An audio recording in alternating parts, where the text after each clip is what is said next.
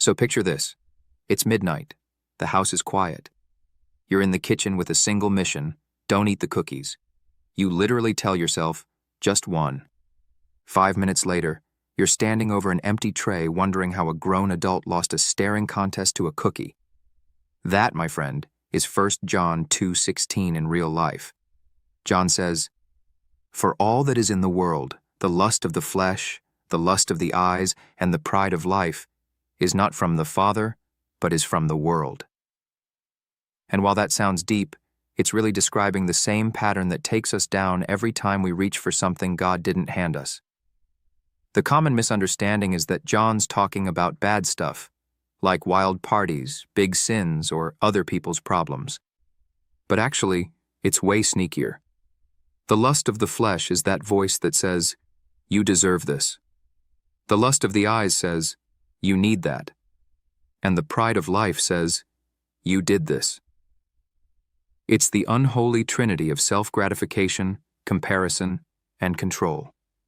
You don't have to be wild to be worldly. You just have to want the gift more than the giver. And that's what makes this so dangerous, because it hides under good things. A promotion turns into pride.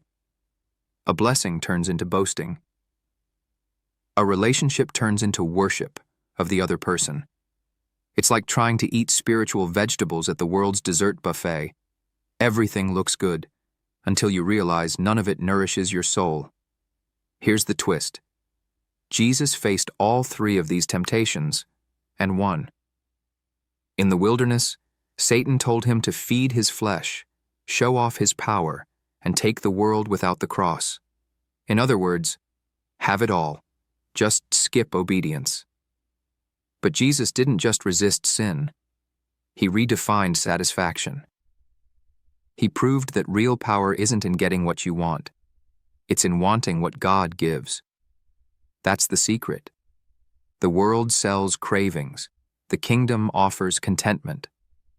So the next time you're tempted to scroll, snack, show off, or self-promote, pause and ask, am I feeding my flesh or following my Father?